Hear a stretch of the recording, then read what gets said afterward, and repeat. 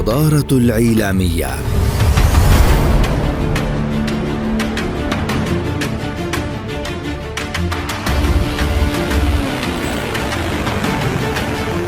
أهلا ومرحبا بكم جميعا.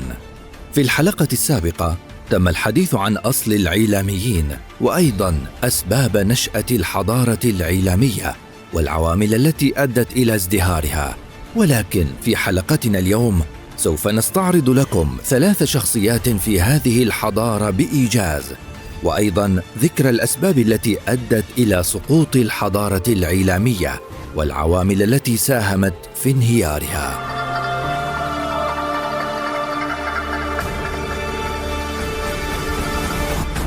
الشخصية الأولى الملك كينداتو، هو أحد ملوك عيلام وسادس ملك من سلالة شيماشكي الحاكمة. في عهده تم احتلال مملكة سلالة أور الثالثة وأسر الملك إيبيسين واقتياده أسيراً إلى عيلام كما ذكرنا سابقاً في الحلقة الثالثة. نهب العيلاميون مملكة أور واستقروا فيها لمدة 21 سنة حتى هزمهم وطردهم الملك إشبئيرا ملك الأمورية الذي يعد أول ملوك سلالة إيسين، وهي سلالة الأمورية.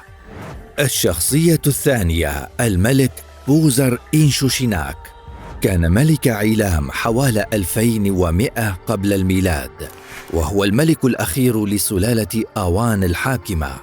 كانت عيلام تحت سيطرة الأكاديين في زمن سرجون، وكان بوزر إنشوشيناك قائداً عسكرياً تحت قيادتهم، حيث قام بحملات عسكرية نحو جبال زاغروس وأحرز نجاحاً باهراً في أولى مهماته، وأن فتوحاته قد تجاوزت تطلعات وأهداف تلك المهام.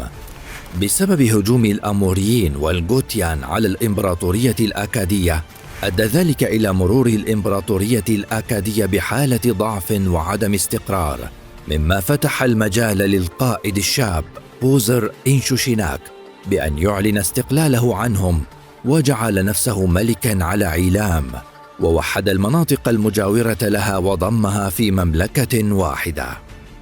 الشخصية الثالثة الملك أورتاك، هو ملك عيلامي تميزت فترته بسلام مع الإمبراطورية الآشورية الحديثة، حيث أقام علاقات ودية مع ملك آشور أسرحدون، وأعاد لهم ما سلبه منهم أخوه الملك السابق لعيلام في غاراته الناجحة ضدهم.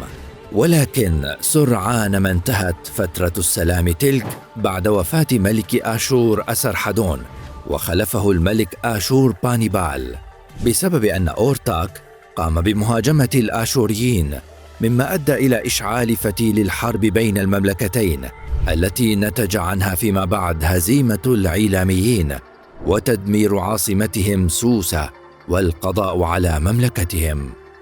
سقوط سوسة واندثار الحضارة العيلامية. في عام 653 قبل الميلاد، وفي أعقاب سلسلة من الأحداث المتتابعة، قرر الملك آشور بانيبال ملك الإمبراطورية الآشورية الحديثة مهاجمة عيلام والقضاء عليها بسبب هجومهم المتكرر على الإمبراطورية الآشورية. واجه جيش آشور بانيبال عيلام في معركة أولاي أو تلتوبا، والتي يعتقد أنها كانت على ضفاف نهر الكرخة. حشد تيومان ملك عيلام الرابع جيشه وسار نحو آشور. عانى العيلاميون من هزيمة نكراء في هذه المعركة، فلقد تعرضوا للذبح وإلقائهم في النهر، بينما تم قتل الملك تيومان وابنه كذلك، وبذلك أصبحت عيلام في وضع غير مستقر سياسياً، حيث اعتلى العديد من الحكام العرش في فترة قصيرة من الزمن. وفقاً للسجلات المدونة في النقوش البارزة في قصر آشور بانيبال في نينوى، فإن هذه النقوش تعد المصدر الرئيسي لتصويب الشعب العيلامي وبلداتهم ومستوطناتهم، وغالباً ما يظهرون وهم يسيرون في صفوف حاملين ممتلكاتهم معهم. مثال على ذلك يظهر الرجال والنساء العيلاميون وهم يسيرون في صفوف ويحملون أطفالهم وممتلكاتهم معهم تحت مراقبة الحرس الآشوري. أدى الوضع الفوضوي والثورات المستمرة إلى مزيد من الحملات من قبل آشور بانيبال ضد عيلام وإلى تدمير المدن العيلامية على نطاق واسع. على وجه الخصوص مدينة سوسة في معركة سوسة أو شوشان. يسجل آشور بانيبال أن مدينة سوسة القديمة الشهيرة قد تم القضاء عليها من على وجه الأرض كعقاب لهم.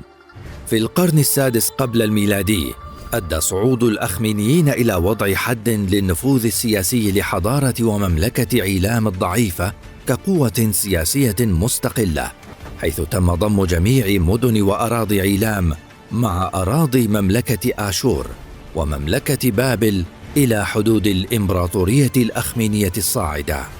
وبذلك نصل لختام جولتنا هذه في بلاد وحضارة عيلام، إلى أن نلقاكم في جولة أخرى لمملكة وحضارة أخرى في العصر البرونزي. نشكركم على حسن مشاهدتكم واستماعكم، ونتمنى أن تدعموا القناة وأن تفعلوا جرس التنبيهات وأن تضغطوا على أيقونة الإعجاب ليصلكم كل ما هو جديد من قناة المتجول. شكرا للمتابعة وإلى اللقاء.